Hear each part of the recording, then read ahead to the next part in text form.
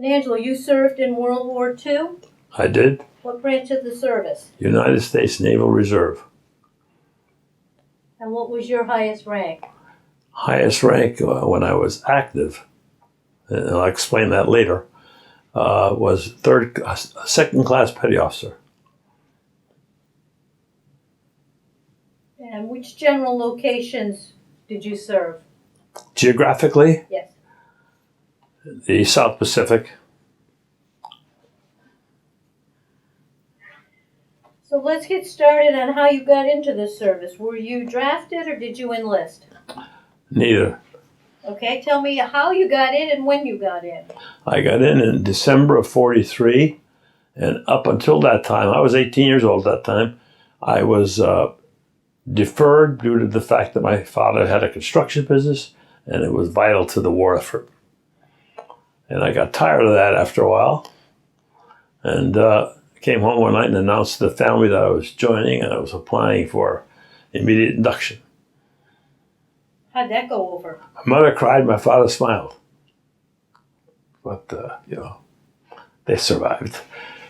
And I went to New Haven the next day. I went to the United States Post Office to Britain first, and told the draft board that I was leaving. I wanted to join the Navy, and I asked them that I be enlisted into the construction battalion, the CBs of the Navy. Well, they promised you the world in those days, but they never came through. So when I ended up in the Navy, I was a radio man. You were living in New Britain at the time that you... Yeah, my only home, right. So you're a lifelong resident of New Britain? Yes. So when you went down to sign up, you requested the CBs? Yes, at the post office in New Britain. Well, they had a unit there. And you never got in the CBs? No, they just said, fine, and we'll talk about it later. And there were, I think, many guys that went through the same experience. Once they get it, they put you what you thought. They offered you a gunner position in an airplane or something. Well, the fact that you had experience in construction, it would have seemed logical that they would have put you there. I really thought I had something to offer. Were you disappointed when they put you into the radio? Very much. Once you signed up and were inducted, where did you go for basic training? Up Sampson, New York, up on the Finger Lakes. Do you recall how long that training was? It was about 3 months. 2 months, excuse me. What kinds of things did they teach you in basic? Wake up in the morning real early, eat food that you're not accustomed to, sleep with the people that, and I mean sleep with people you never saw before, and don't complain. I was willing to take that. I was not unhappy as a boot trainer in training. Do you recall any of your instructors from basic? I don't remember the names. We had one that we got pretty familiar with, and he was he was a petty officer, chief petty officer. You recall I was a second class. The next one would have been first class, then chief. So he had a real responsibility. And even if he had been just an ordinary sailor with no ratings, I think we all were in a position to pay attention to him. So it was not an unpleasant experience. Was it mostly physical training or classroom? No classroom, physical. 100% physical training? Yes. At that point, you didn't know you were going into radio, did you? Was everybody trained just for the basics? Right. At the end of your basic training, is that when they told you what you'd be going into? That's when they re-interviewed us and repeat the whole story about when do I get into the Seabees. They said, well, we're pretty full there right now. So it was physical training, and they checked us all over very carefully medically, and they also had to see a psychiatrist. All of them had to pass the psychiatrist test. And then in the process of the interview, they let us know where we were going. And I know it was a place with no bulldozers and no steam shovels. So I ended up going to radio school. First, they sent me home so I could visit the folks for a few days. Then they gave me orders to go to Bedford Springs, Pennsylvania. All I knew about Pennsylvania in those days was the fact that it was in America, because we came from a family that didn't go too far geographically from where we lived. And I lived on Broad Street, New Britain. That's where I was born. But I wasn't living there. I was living within a block of CCSU when I went into the service. So this was probably spring of 44 December of 44. when you went Excuse me, spring of 44, yes, to the radio went in school. December 43. Right, How long did you go to radio school? 3 months. And what was that like? What did they teach you there? Well, they taught me to type and to listen to the code and learn to deal with the Morse code. And they did a good job, because all of us, when we graduated, were familiar with the Morse code and had it drilled into us. We spent so much time learning the code, because in the Navy, when you received messages from wherever it might come, they came in 5 group letters, A, J, L, P, T, or something like that. They just over and over and over. 24 hours a day, we would monitor that, and we'd print all of it. And then once in a while, you'd recognize your call and say, my God, I missed that. I better go back and pick that up and start to decipher it. Yeah. What do you mean by your call? Well, we'd have a 5-letter group, and as soon as that was ours. So Each radio operator had a specific 5-letter group? Yeah, each ship. So you learned Morse code, and you learned how to type. Did you know how to type before you got in the service? Yes, just a few basics about it, because my mother insisted.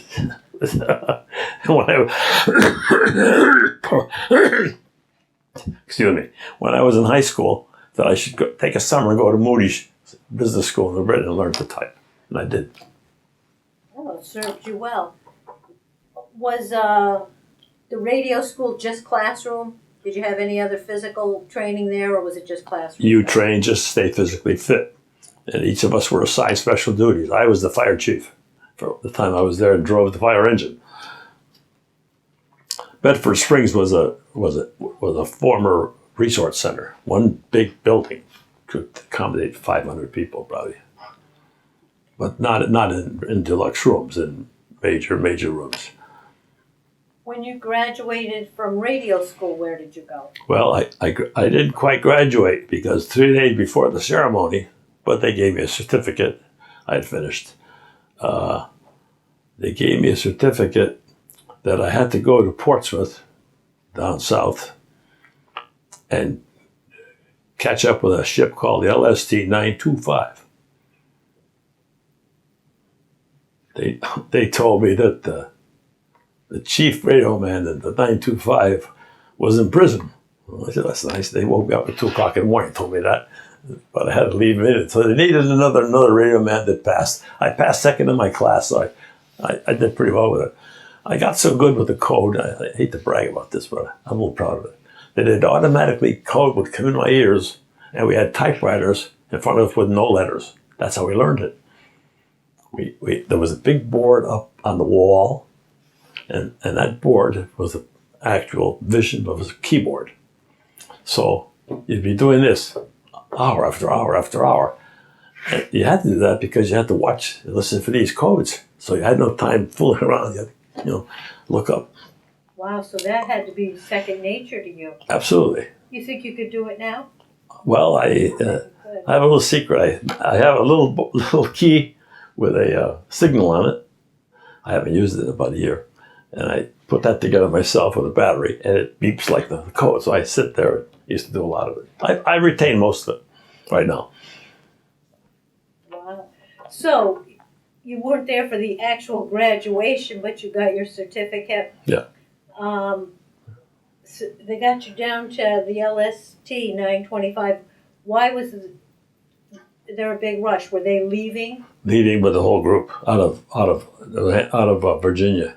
Oh, where were they headed? They were headed, toward the Pacific. Oh, did you have a chance to go home and say goodbye to family? Yeah, well, I did it twice.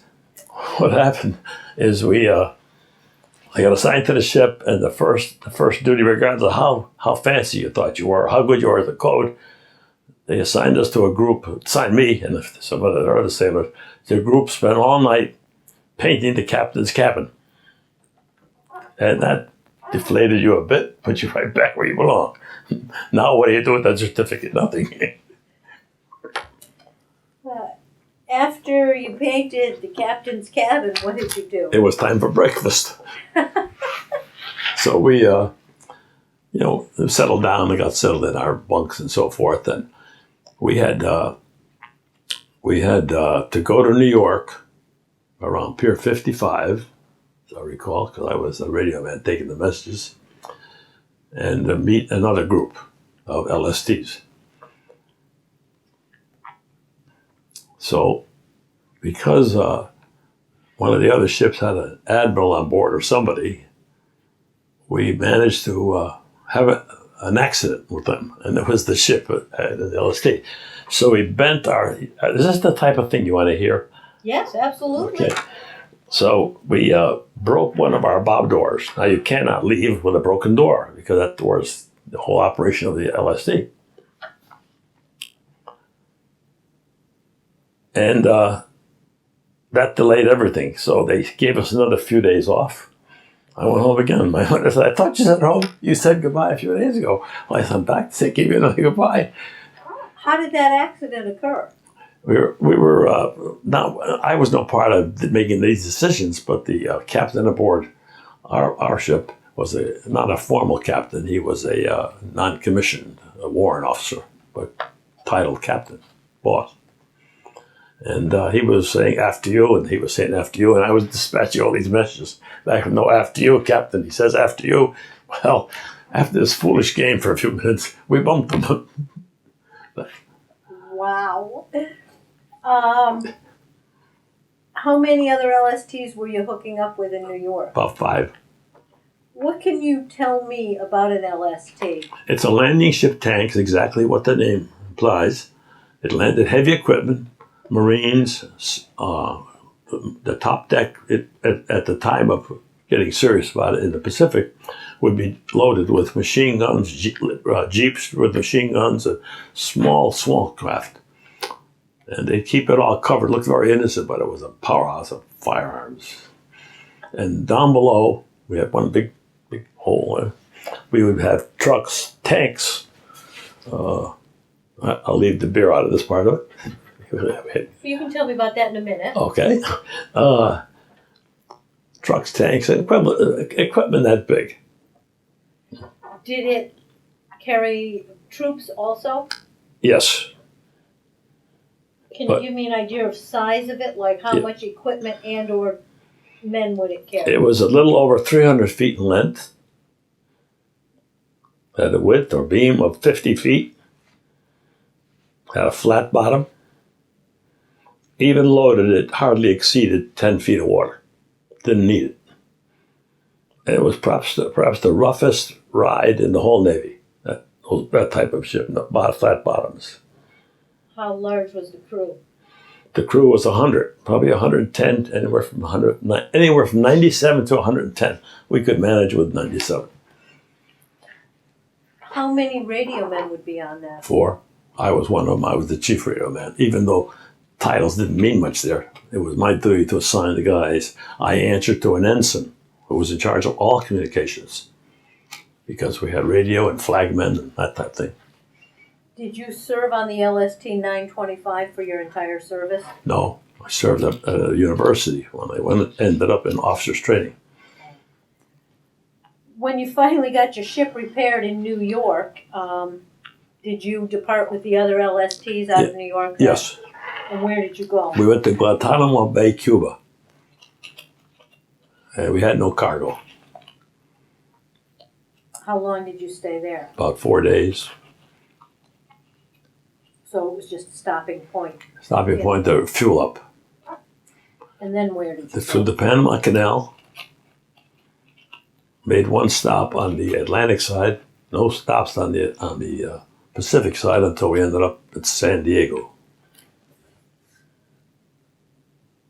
And San Diego was just another stopping point? Yes. Where did you go after that? We went to the Russell Islands to deliver the beer.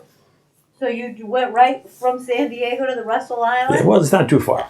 So tell me about the beer delivery. Well, they loaded us up in San Diego, and whatever the order was to pick them up, we picked them up. We had no choice. They didn't discuss it with us. But I don't know of a sailor that opened a case of beer. And I think only because of guard with the Marines. And we had no weapons at all. Our own, but the Marines kept carrying theirs. So your ship was, your only cargo was beer? Yes. How much beer were you carrying? 40,000 cases. 40,000 cases of beer with how many Marines to guard it? About 8. Did you sailors on board know that that was beer that you were carrying? Let the sailors help bring it aboard.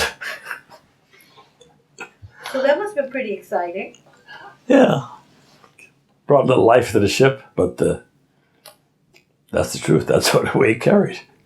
When you, so then you went to the Russell Islands and delivered it? Unloaded it there, right. Then they dispersed it. You know, the Navy, even when you're in the Pacific Islands, our ship, if they gave you a day off and said you may go over to this particular island and enjoy the beach, here's 4 cans of beer to go with it, you know. So you got a little bit of a break on Russell Island? Yeah, no, not on Russell Islands. We couldn't touch anything. We just delivered it and then loaded up with other equipment. And where did you go after you left the Russell Islands? We went to the South Pacific. And we stopped first in Hawaii. Were you able to get off the ship in Hawaii? Yes. Did you get to see any of the islands in Hawaii? I tried to see just the main island. How long was your layover in Hawaii? As I recall, it was about 5 days. And then where did you go?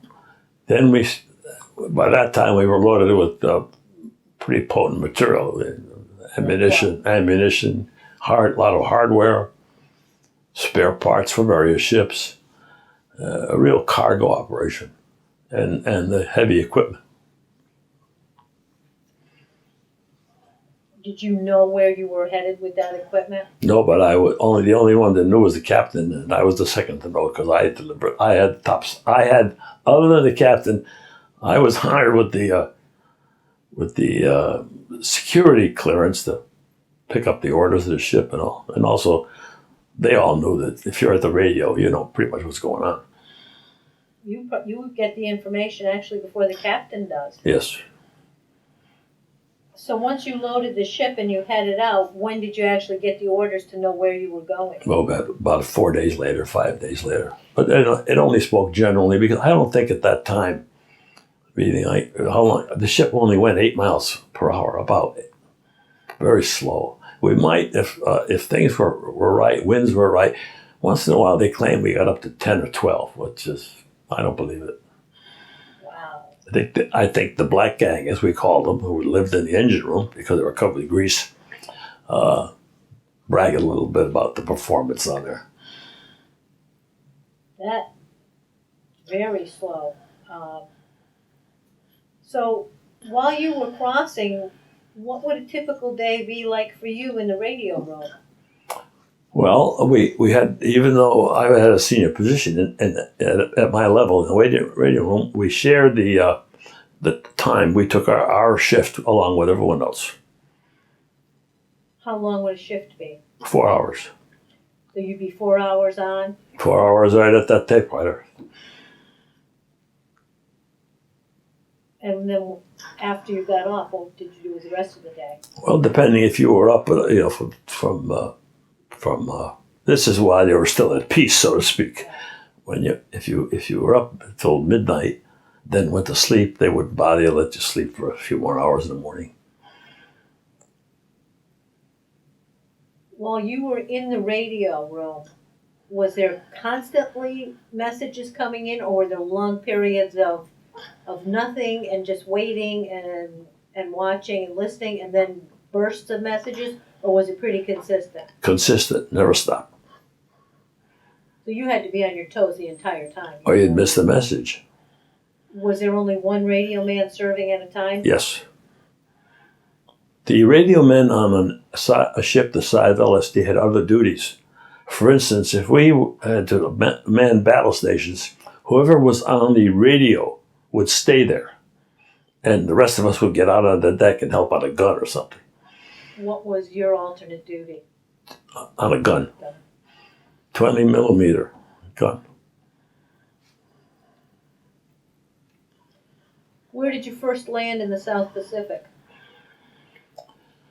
This gets difficult because it's difficult to remember all the little stops we made. Who needed a bulldozer, who needed... By this time we had the hardware on board, all the iron. Who needed a bulldozer, who needed a grader, and who needed 1,000 bags of cement or whatever they needed. You know? So you may stop at one island and drop off a bulldozer, Yeah. then proceed to the next and drop off a grader Yeah. and some concrete. The biggest unloading operation we had was in New Guinea. That was one of our stops. Can you tell me about that? New Guinea was as primitive as I ever imagined or more. The only thing I didn't see there was people with a bone in their nose, as you see in the cartoons. It was an awful looking place. How long did you stay there while they were unloading? Long enough to have a lady come aboard and have her baby right there on our deck. That was pretty unusual. For a guy who was in New Britain all his life, it was quite a new adventure, this trip. We were at New Guinea, doors open, platform down. There was a lot of operation. We all did, the people, natives, and these people had all been abused terribly. Even if they didn't have the enemy in their lap, they had problems. This woman was walking by, and she dropped right in front of the ship. So we had 2 corpsmen on board. They brought her aboard, right? Stop unload the bulldozers. There she was, and she had her baby right there. And within an hour after the birth, this is how they lived. The boys rigged a sling so she could take her baby because she wanted to take and leave. She couldn't communicate, and walked back into the jungle. Wow, that's pretty incredible. That is incredible. We weren't going to invite her to stay on board. Poor thing, it's sad, That really wakes a young guy up. Yeah. Well, because your life had been pretty sheltered up until that point. Very much so. Do you have any other memorable experiences at any of the other islands that you visited? No, not really. They were, by the time we got on the islands beyond Hawaii, and New Guinea, we were pretty much in an area that was secure, and it was just life as usual. A very busy operation, loading or unloading, and stay 2 days and move on. When you were unloading the LSTs, you were a radio man, so did you actually have to help with the unloading, or no, you stayed strictly with the radio? Just with the communications. Did you ever have an opportunity to leave the LST when you, like at New Guinea, did you leave the ship at all? The most I've ever been frightened. Really? They had me take the captain's jeep. We had 1 jeep on board, and go 2 miles into a jungle. He said, "How do I get there, Captain?" "Just follow the signs." And I tell you, that was a place. I hope it's changed, but it's just a frightening situation. What I mean is, where did you have to go? Where was to it? the fleet post office, which was a little tent up there. But I guess they had it out there for security. And you were by yourself? Yes, but they gave me a rifle. And then we had a 45, each of us. But going out there, and that's where we picked up the ship's mail. If there were letters from home, that's where we'd find them. If there were orders for the ship, that's where they were. Well, this would be a good time for me to ask you about the daily life, and how you survive things. How did you stay in touch with your family? Letters. Was it pretty regular mail service or very sporadic? Sporadic, but my mother wrote to me, I think, every day I was gone. Really? So you might go into some place like New Guinea where they have a post office and pick up, and you'd probably get a bunch of mail. A bag of mail. Then they would, call everybody up on the deck, wherever we were, and start Tomasso or Smith or Jones. hand out the mail. It was a sad thing to see how many never got any mail. Really? Yeah, Mail call must have been a big deal then on board ship. big deal. Because we had men there that were married, and we had men with children. Did you use regular mail or the V mail? No, we used regular mail, but it was always addressed to a fleet post office with a number. And our letters went out marked free, where the stamps were. In lieu of that, that was a bonus. Was your mail censored at all? Yes. And it was censored by a young ensign who, his name was John L. Holden. Holden? Holden, I've tried to find him by way of the computer, but I can't. I'll put Lori on it. She'll find if he's alive. Anyway, because he was a fellow we respected. He was the man in charge of all communications. And watching the operation, our radio shack was very close to the operations room of the ship. The wheel was there, the throttles were there, and everything. And the captain's cabin was just another part of the deck. We were a part, and he was a part of his own. He didn't share a space with us. But it was. I questioned in my own mind at that time the competency of some of the people in charge. I still think about that. They were wrong. But this young ensign, John L. Holden, knew his business. And when we got into intricate maneuvering or in landing processes, I noticed Holden was always at the wheel. He was very good, very good. What was the food like? How did they feed you on board? Food was very good. I mean, milk was powdered milk, and they prepared it with ice. Big. We had freezer, big pieces of ice floating in it, and you went by with your bucket, your dipper, and took what you want. And it was kind of sweet, but after a while, it was just a treat. Was there a dining hall? You got 3 meals a day on board? Yes, we had a cook on board. We ate, the crew ate together. They ate at their own convenient shifts. However, the officers never ate with the crew. We never saw them for meals. They had a separate dining room? Yes. Did you always have enough supplies, or were there shortages of anything? No, we had, yes, the menu would vary based on what he had available. We did receive food in the middle of the ocean. A ship would pull alongside, communications by discussing it. Coding it, you have to do a lot of work coding because you're going to get 2 turkeys or something, So, but we did it, and we would get supplies from Australia, from New Zealand. We'd get milk from New Zealand, lamb. So we had some pretty good food. They'd work hard at that. How about supplies like clothing, ammunition, parts, other things that you needed? The ship had a department we call ship store. All it had was dungarees and work shirts, because our uniform on board were black shoes, dungaree slacks, and blue shirts. And the only thing that was part of a standard naval uniform was that white hat you wore. Didn't do me much good, but Did you ever lack for anything in the radio room? No, because that was the most important room in the whole ship, next to the engine room. Did you get over your disappointment of not joining the Seabees? Because you're still actually on board with equipment. Yeah, but immediately, no sense of being a baby about it. This is your life, let's do it. We had no radar. We picked up radar after, you don't mind my going back. No, go. Back after we left Hawaii, they we loaded up a lot of radio equipment, and that kind of bothered me. I said, this is going to put something to work. So there were many, many metal boxes of radio equipment and spare parts for the radio room, because you couldn't call the serviceman, And we opened it up, and it was radar. Half the crew said, what's radar? We're going to learn soon. Have you been trained in radar at all? No. But they sent a lot of books. So you learned how to operate it? Yeah, it wasn't much.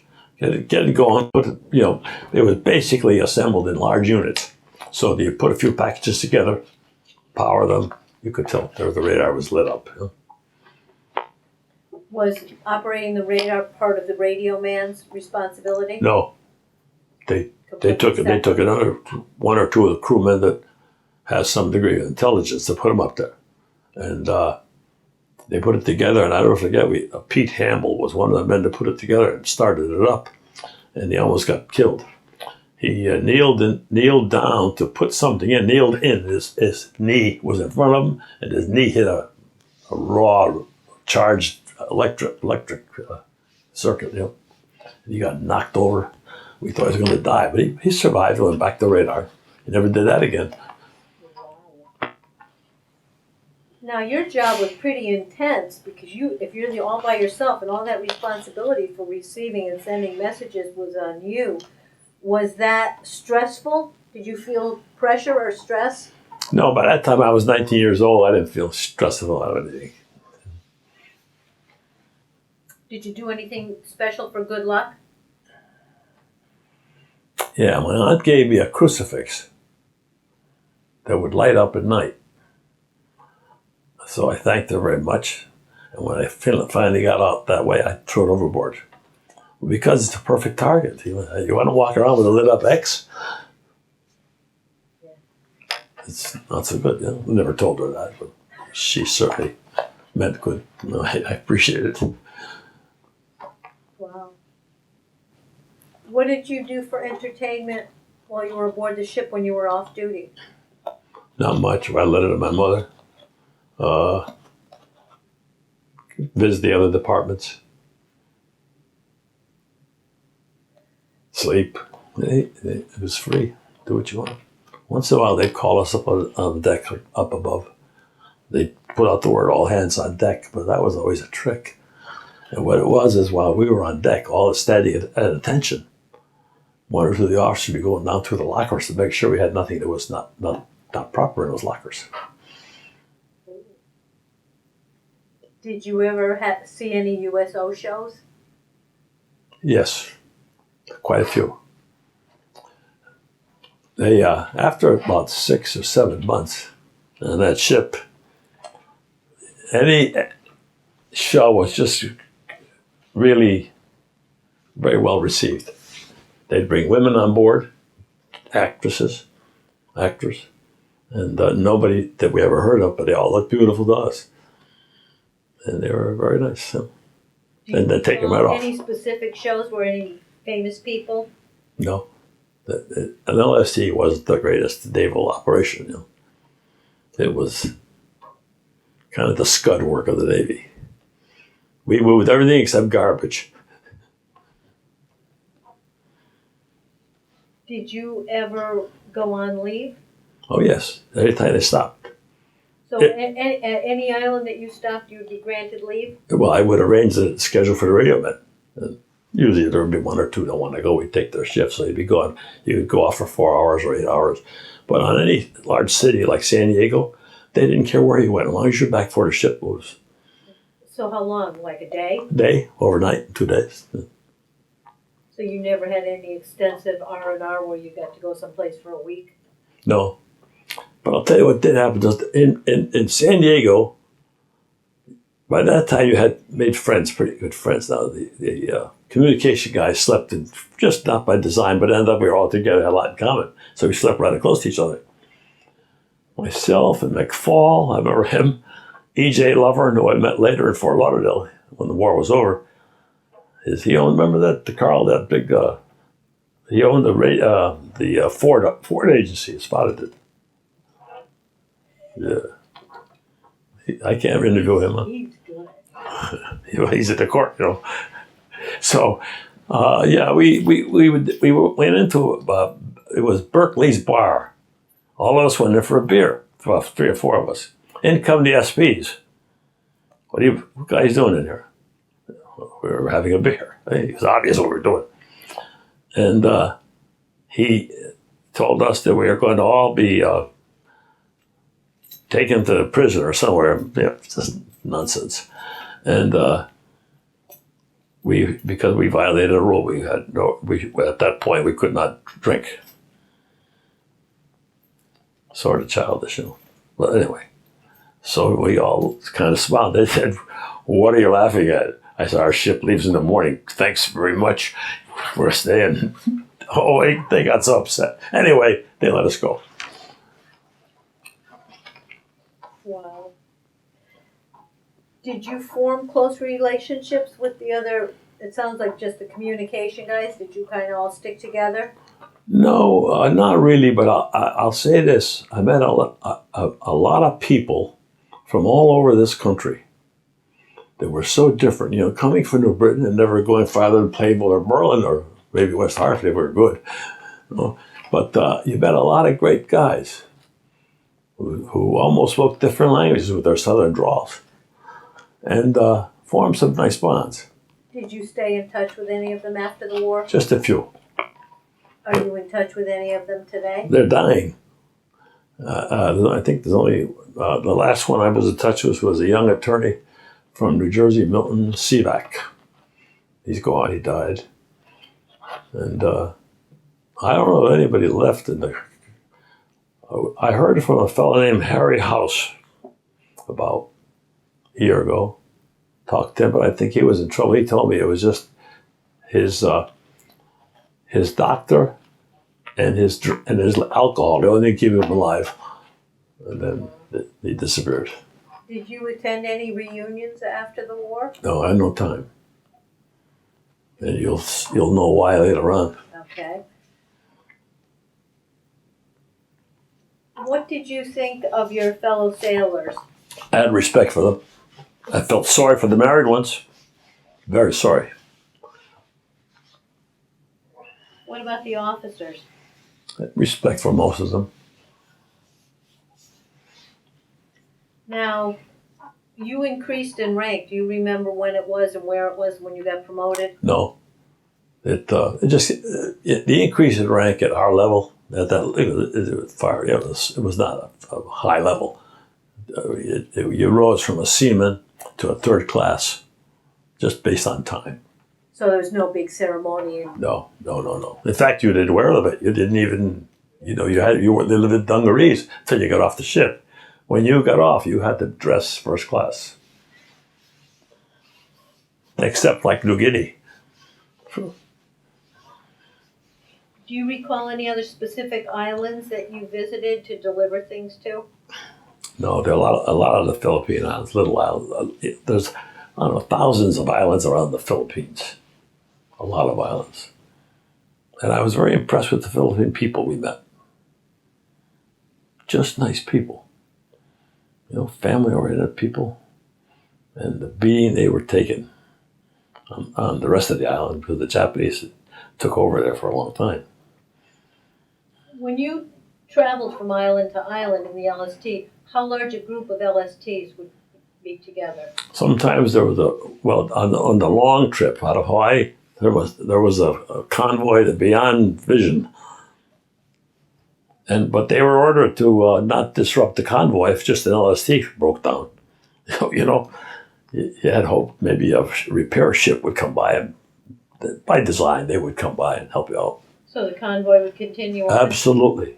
And that one lonely LST would be there by himself? Yes. Did that ever happen to your LST? Yes. But we were not in the serious zone, troublesome zone. And also we had one young man, things you remember distinctly, fell overboard in the middle of the night. And I got the message, man overboard. Yeah, they didn't code it, they just gave it to us. So we had two systems, a voice system and a code system. So they called us Flexible 5. That was the name of our ship. It wasn't, but that's the name they gave us. When that came through, in other words, disregarding all enemies where they might be because they could pick you up very quickly. A man overboard is pretty serious. Was the man from your ship? No, up forward. We couldn't see up as far as our hands. So none of the ships, the guys that were awake, kept looking overboard. You never found that guy. Yeah, no, never did.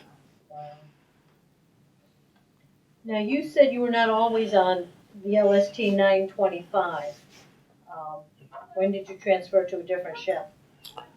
I didn't transfer to a different ship. I transferred to a college far later in our story. Oh, okay. So you stayed on the LST for a long time. Yes. Was your LST ever in combat? Yes. Can you tell me about that?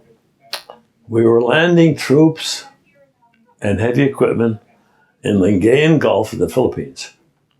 Now, we knew that it was pretty serious because we anchored and it was just too quiet to be peaceful. The only thing we heard was that there had been some battleships out on the horizon. And we would hear those shots go off every maybe minute, 2 minutes, all night long, 24 hours.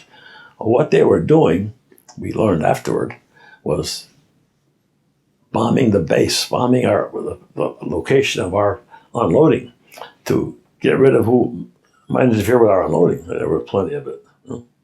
So then 9:30 one morning, we dropped all of our cargo nets overboard so the troops that we were carrying could go off onto our small boats. We had about 6 of them. I went on several journeys with that as the radio man, a little walkie-talkie. And well, let's see, I'm trying to keep this in order so you can picture it. We had a lot of men crowded in these little boats, and there were little boats that would just drop their doors when you got close. You've seen them on every movie. Higgins boats? No, not Higgins. Well, yes, that was the original builder who built more than anybody in the world. But it was that kind of That boat. kind of, yeah, Higgins boats. And there were just 2 guys, the radio man and the coxsman who were the men driving. So we dropped there, and then the first night when we were anchored there, the ship, this is when I questioned the competency of some people. Here we are unloading all these sailors. I don't see soldiers and Marines going down these nets, so many on the boat. You go out with the little boat, you make a maneuver, and go around and round and round until somebody gives you the word, break off and head to the beach. So we did very well. The guys trained for it, trained a lot. So then, the first night I was on duty at the radio shack. It was very quiet. Nobody else was up there. The captain wasn't there. That thing was all shut down. The only other men on board awake were the engine room crew, because the generators had to run 24 hours. And they were, I have to tip my hat to those young guys that liked to live in that environment.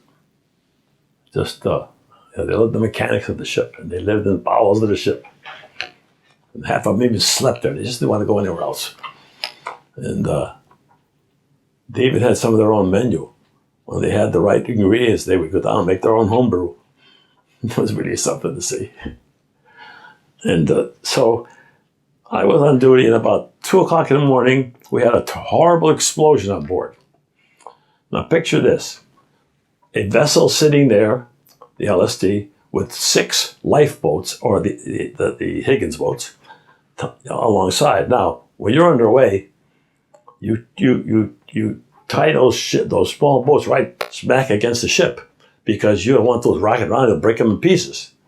Well, we broke ours that night. We had an explosion on board. The Japs came up with the small little boats. I'll never forget, when we picked up the pieces, it had a Chevrolet engine on that boat, on one of their boats. But anyway, they took our exhaust out. Now, those engines run water-cooled, all the engines in the ship, because it's natural, you're in the water. And they evidently put charges in those tubes. So we made a terrible mistake. Our nets were down. There was nobody on watch. How did this happen? All that training. And when I woke up, I got blown up. I was sitting, well, the boxes were about that high. I was up there. And I remember trying to put the light on. And now, it had emergency lights, like lanterns, on the bulkhead. I couldn't get it on. It was bothering me. I was bleeding like a pig. And were you in the radio room, or I was in the radio room. all by yourself? Yeah, and I was thinking, if they ever got up that net, they're going to come to the radio room, aren't they? So they can have some time together. Well, I got over that. Anyway, there was no time for it. When I woke up, I had the ship's clock in my lap, trying to open it, trying to turn the light on. All the lights went out, dark. And I said, this isn't working, something wrong. And finally, the emergency light went on very soon. But I'm not sure how soon it was. These are the parts what I told you to start with. It's hard to bring them all back. And so that didn't work. And by that time, some ships' emergency lights were starting, battery-operated lights. They get some order to it. That's when I woke up. So I don't know how long that was. I would say 20 minutes, 10 minutes. I'm guessing.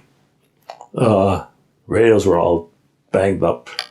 They weren't going anywhere. So my second position, I said, I better get off that gun because I could hear guns going off then. So when I went out there, I walked at the whole mess of shrapnel, but nothing serious. I was really, the good Lord was with me, I'll tell you. My ears were bleeding, my nose was bleeding, my mouth was bleeding. I had scratches all over me, but nothing too bad. I could function. So I went out and manned that gun. And sure enough, the Japs were coming up those ropes. So we were shooting them down. I don't know how many they had.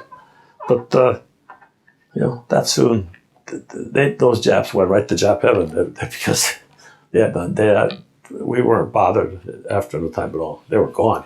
But within minutes we thought there was peace. The 1028, now the 1028 was another LST. It was with us all the way from New York. But that, I mean, in the same group. Yeah. That's unusual, because they get all mixed up by direction. And they blew up. They lost a couple guys. We lost one man.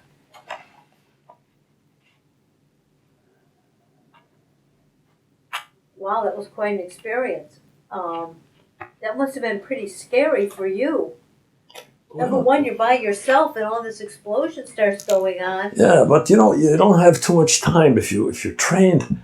If you're trained to just do the job, and we were trained well, But why did they ever leave that cargo in that thing? I don't know. So and how do you think the LST 1028, if they got blown up, do you think that the Japanese had boarded them also? Didn't board them. They blew them up from underneath? Yeah, they came up. They were on the beach. It was worse. Yeah. Now, if you were the only man in the radio room, but you said you left the radio room and went out on deck and got hit with more shrapnel, at that point, did your priority become a gunner? And you said, forget the radio? The radio was all banged up from the shock. Now, picture this: we had the boats hanging from their little cranes that hold them up there. And the ship started to roll left and right. You could not stand up for the first few minutes. It just almost went horizontal. And the boats were banging on those cables. So no time at all, we had all banged up boats, not usable. All 6 of them? Yep. Wow. Was your LST completely disabled after that attack? Dead in the water. So we were very close to the beach. So what did you do? The ocean-going sea tugs, big ones, were available for service. You never know what it might be. They kind of shoved us up on the beach. And the water was real rough. This takes an hour, 2 hours later when you get daylight start coming around. And they got us up on the beach where we could unload what we were supposed to unload. We couldn't. It was just it was just a piece of iron. There's nothing else. Everything was dead. Radio was shut down. So you were injured? Yeah, I had I had my legs all banged up, a lot of blood bleeding, but no, I haven't got a scar to show you. Not that I would show you, but I'm guessing this is when you got your Purple Heart right. for this action. Right. Well, they decided that when things got pretty quiet. So did the corpsman on your ship fix you up? No, I had a doctor on board who was visiting. Lucky. Yep. He was big. I never forget him. Nice looking guy with a great mustache. He was old. He was a old Yankee doctor, And he did the job. He could do magic with adhesive tape or other kind of tape. So he patched you up basically? You went right back to work? Well, as soon as I could walk around, I was never really disabled more than a day or two, So how long now? They pushed your LST up on shore. Did you stay there on shore while they repaired everything? On the ship. Oh, you stayed right on the ship? Well, 2 nights that wasn't very pleasant for me. 2 nights I slept I slept one night right on the beach. I was just tired, and right in the sand. A lot of guys did it. And the second night I was there, I felt something on my foot. It was a rat chewing a callus. Well, you get over that too. I slept on the ship after that. How long did it take to repair the ship? I couldn't repair it. It was so bad. But here's what happened. Is this taking too long? No, absolutely not. What happened was everything got put back together. Not the lifeboats. They were gone. We just cut those cables and got rid of them. But we emptied out the crew. I mean, all the cargo was cleaned out, and had a seagoing tug. We managed to close off enough compartments where the ship would float. It would. So it had a big hole. You could drive a car in it on the side, down below the sea level. But if you shut enough compartments off, that whole compartment of the ship was the sad part of it was we had to shut it off with a man in there. Well, what can you do? You're not going to lose the ship. Is that the one that was classified as KIA? Yes, absolutely. His job was he died because he remained faithful to what he was supposed to do. His job was to keep that fresh water maker going if he could. Also in the bowels of the ship, The only difference between he and the black gang that we referred to is he never had grease all over him. It was pretty clean dealing with water. So once you closed off the compartment, the ship would float? Yes. So did you sail it back to the United States that way? Yes, but here's how we did it. An ocean-going sea tug pulled us off the beach. By that time, things were pretty quiet, including the Japanese. And pulled us off the beach, and we got turned around, and then their job was to tow us from the Philippines all the way to Hawaii. Now, but we had to keep a crew alive and going, stay on duty. With radios, we got back done. Remember those big cases I told you about? Radio parts came. There was enough parts to put it all back together. So you actually fixed the radios all back up to working order? Me and a lot of others. Yep. So when the Sea Tug took you back to Hawaii, was it just you two ships, the Sea Tug and your LST? That's all. All the way back, monstrous tugs. I'll never forget. We had a great skipper, second in charge. Not the. Recall his name?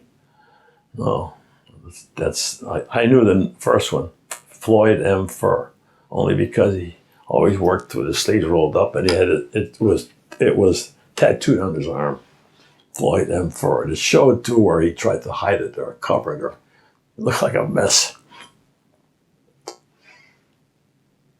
So your second skipper, this is the one. Great person.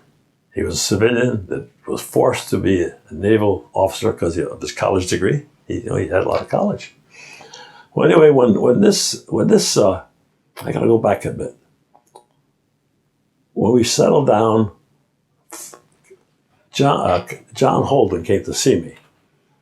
And I was on the bunk, and I was sleeping. He woke me up. He said, "Tomasso, wake up."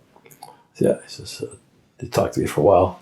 How you feel so far? So he handed me 2 little silver bars, his ensign bars. He gave it to me, a set of them. I said, "What are these?" He said, "I'm going to ask you for something." "What? What do you want? Okay. Sir." He said, would you like to be in the Navy and go become an officer? I said, "I guess I don't know anything about being an officer, but I know it's better than where I am, Yeah, I'd like that. So he said, "Okay, just hang on." And then later a skipper came down to see me. He said, "You're going back to college to study." I said, "Great." I didn't even have a high school diploma then. My father picked up my diploma at graduation, Rupert and I. So you got that news when you were en route to Hawaii? Just a day or two out. Holy cow, what a shock. I had no duty. I slept a lot. I was hurt now.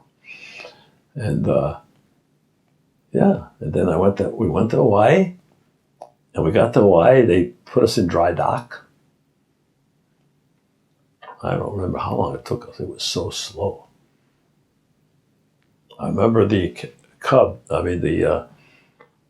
the tugboat sending us a message: "Watch your wheel," which means watch your steering.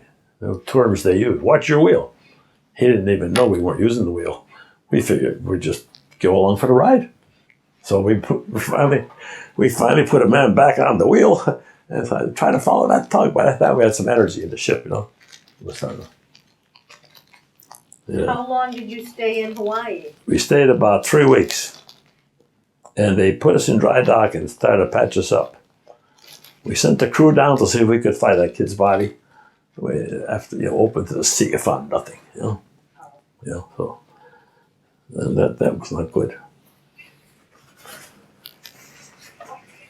So now that you were gonna go on to officer training school, were you gonna stay with the LST or did you go right to the officer training? That's a good question because they gave me a choice, and I said no. I'll stay with the LST because the schedule, the projected schedule would put me back in time to go over it. I didn't know then where they were going to send me.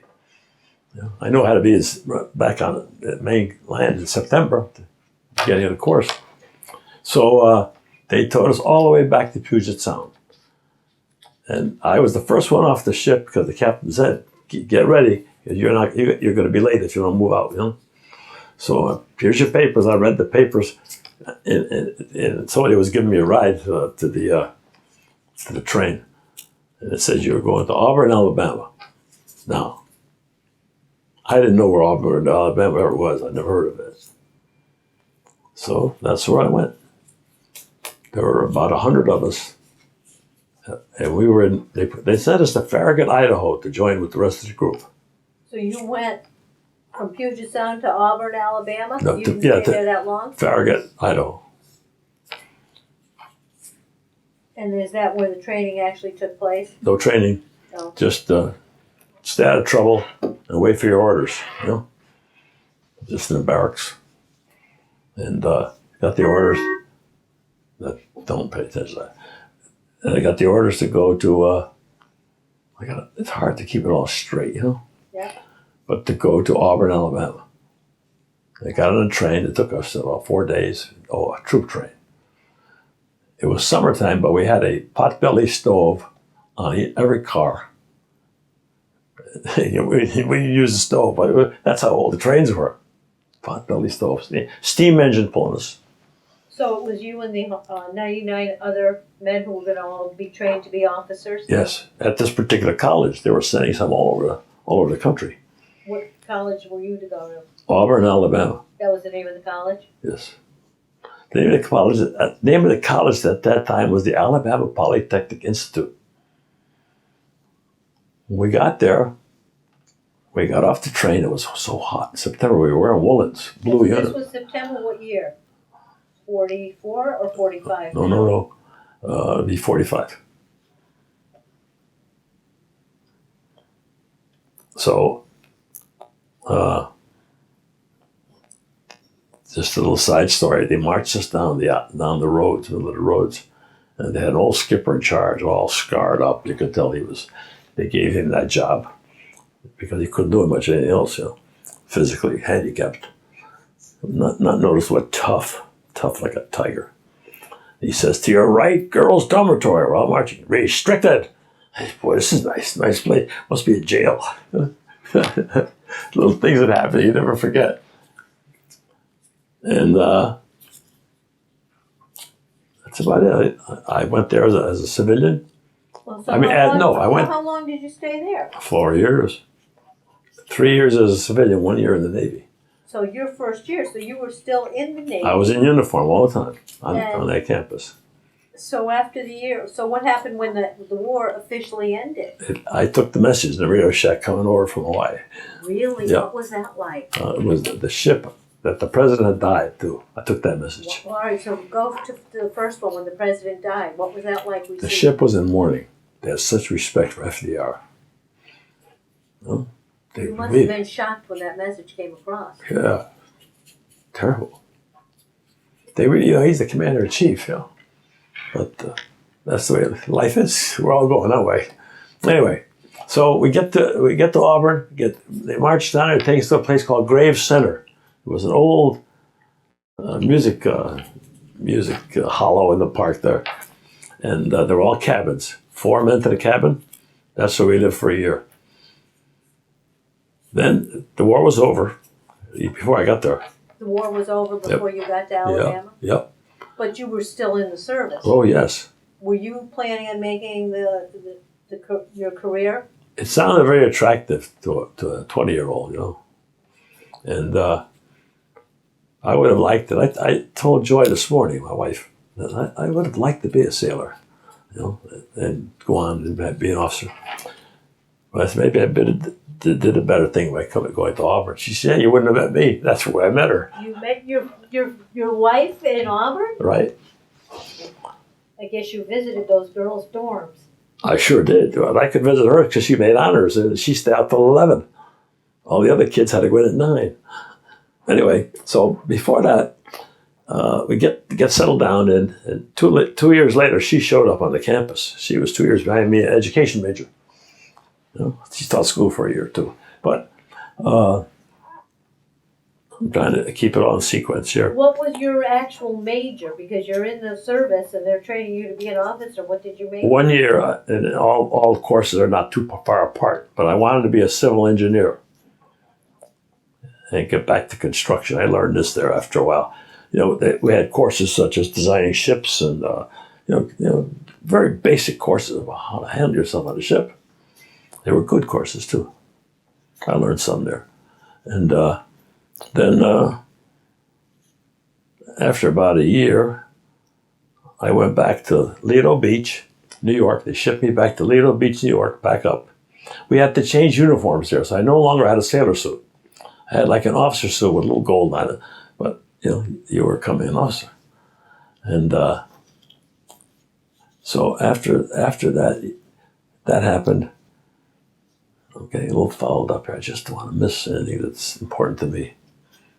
But I think that's it. They sent me to Lido Beach. They asked me to, they have a year invested in me. And would you like to remain an officer? I said, no. I said, I've got to go home. Why do you want to do that? I said, my family needs help. And he did. My father wasn't well, So I was discharged at Lido. They had military music in the background. They had a flag with a little wooden on it. They tried to talk us into staying. They had investment. But I figured I had done my duty.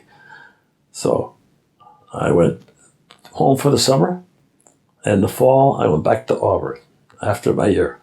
So when you went home, were you actually discharged from the Navy? Yes, at Lido Beach, New York. Do you recall your very last day? Yes. What was that like? Right, trying to convince them that I wasn't interested. That was my last day. And I got on the plane. On the train, Long Island Railroad, to take me back to New York. And then my luck changed here a little bit. I got back to New York, and now I said, I'm out. I'm a civilian, but they ask you to remain in uniform for quite a while, 30 days or something. And I walked down to the marketplace in New York, and it was like 4 o'clock in the morning. Anybody going, well, a bum a ride to Connecticut? I didn't have any money with me. We didn't get paid much on the ship. I think it was $40 a month. No, $70 a month. That all was deposited somewhere. So I go down to the it's kind of funny. Go down, and the guy got a load of cabbages, big truck. He says, "Sailor, where do you want to go?" I said, "I'm going to go to Berlin, Connecticut." He says, "I'm going that way. If you want to sit up there with the cabbages, you're welcome." The truck, thank God the truck didn't go very fast. We get to Berlin, and the truck tips over. Now I'm in the cabbages. I didn't get a scratch. I got all green. You sat on top of the cabbages? Sure. All the way from New York to Berlin? And then when it got there, it tipped over? That's when the cabbages tipped over. Guy was very nice, you know, he's going slow, his old truck, it was a piece of junk. You know, you could almost walk that fast. What was your homecoming like? Homecoming, all green, is that, what is that, a new disease? We heard you got family know you were coming? Is this the Purple Heart you got? Yeah, they were knowing. So now you were a civilian. Now it's a So how did you go back to college for the other 3 What I years? did was I applied to Princeton, got accepted. I applied to Rensselaer, got accepted, and I didn't reapply. I didn't think I was going back to Auburn, but I liked it so much there. The people were so pleasant, you know. The Sigma Chi fraternity asked me to join them, and I was considering that. And the guys are really made me welcome. So at the last minute, I said to my dad and my mother, I want to go back to Auburn. Good, you know. So I went back and I got in line. I didn't have to reapply. Everything. I didn't even know I could go back in, you know, just without going through a lot of red tape. So you could just actually continue with your college education as a second-year student. I did. Did you continue? Did you get your degree on the GI Bill? I did. For the next 3 years, I was under the GI Bill. In fact, I would buy books for kids that, not very honest, but for kids that couldn't afford to buy the books. You know? What was it like going back to college after the war, having been there first as a military man, now being there as a civilian? Did it feel any different to you? No. So you basically... The only difference was we had to march while I was there. I had to march every parade, you know, every football game, and so forth and so on. So you graduated when? 1949. With a degree in civil engineering? BSCE. And then what did you go on to become? Your career. After you graduated from college, I know you came back to Connecticut. Yeah. My father could no longer function. He was real sick, had a company to run. And I was 27 years old and the oldest boy in my family, so I took over. So you took over the construction business. Right. And you're still running it today. No, we're all out of that business. We're doing what we're doing here. We're more in the development business. We're being very selective. How long were you in the construction business? All my life. I never worked anywhere else except the Navy.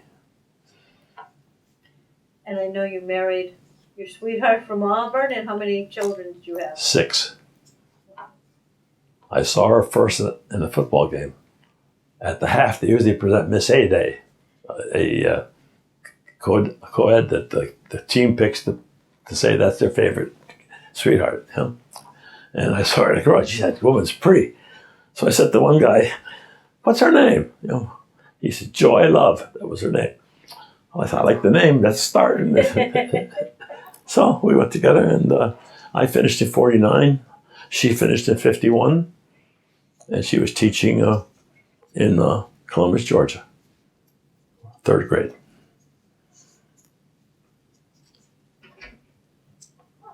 Angelo, did you join any veterans organizations? I remember the VFW. All my discharge life after the discharge. Yes. So you immediately joined the VFW? Yes. And I haven't been there in 20 years. I just never had pity for the people looking for help because they won't help themselves. And a lot of our veterans, and I have some in the family who are really, Carl Fix knows about them, that really need help. They're all fouled up because of coming back from war. Iraq, Afghanistan, you know. And I never went to the VA to ask for anything. I never went for, they keep telling me, "You're a fool. You get free prescriptions there." I don't do for all that. I never went. I said, "No, I can afford it, I'll buy it." I just think, you know, this didn't want to. How did your military experience influence your thinking about war? I saw enough of it where it's not so good. It's a terrible, terrible thing.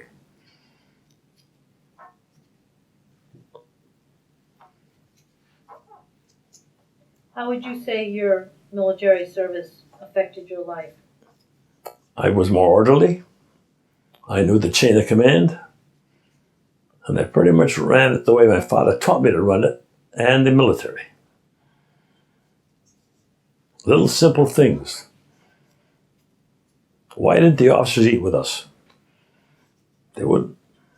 Not a bite. Why? Why? Because they knew if they became too friendly, they could not give us the order to go do something that's wrong, that's too risky, or too much work, or you didn't like it. You couldn't say do it yourself. So it does affect a lot of people in a lot of different ways. So Angelo, I guess there's a couple other little things that you haven't told me about, that your son-in-law reminded me about. How did you shower when you were on board?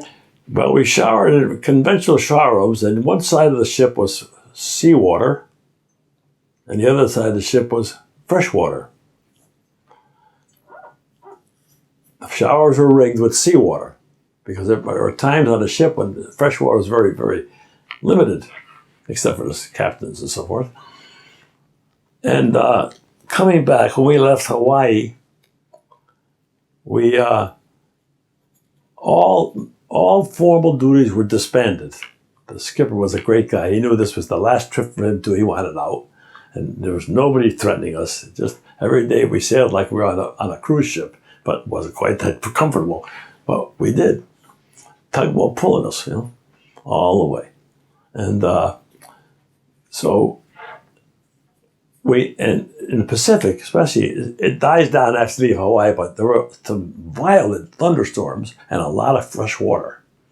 So there was a shortage of seawater. So every time it started to get real fresh, we'd all run out on the upper deck naked and get soap up and hope that the storm kept raining for a while. Or you go wet soap on, and we did well with that.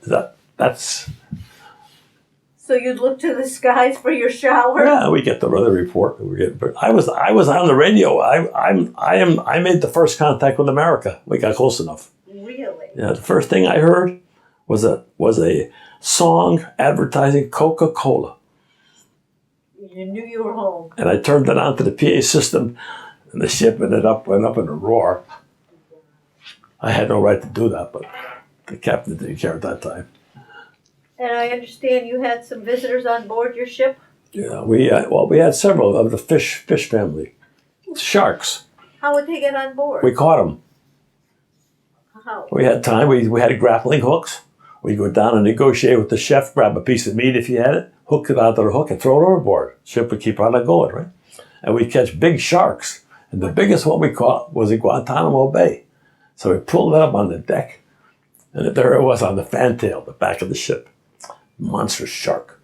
And they thought it was dead. So all those brave guys went over there, they kicked it, went over, touched it, and it just moved a little, and they almost jumped overboard, left the shark on deck. Anyway, the skipper said, now hear this, get rid of that shark. And we go into Guantanamo Bay, it'll smell the whole bay up. So then we threw it back overboard. Oh, my.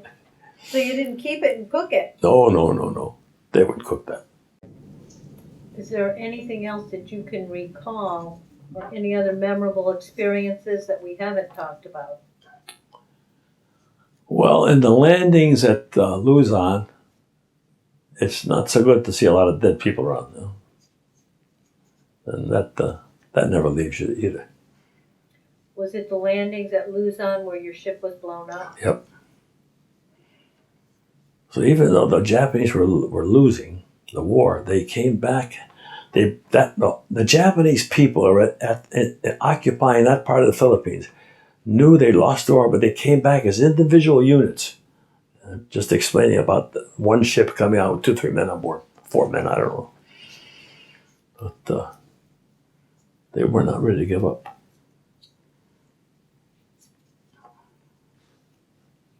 Are there any other memorable experiences that we haven't talked about? Probably a few, but I can't remember. We'll remember when we're done. Yeah, it should not leave you. Well, Angelo, I'd like to thank you for your service. Well, thank you very much. Thank you for this interview.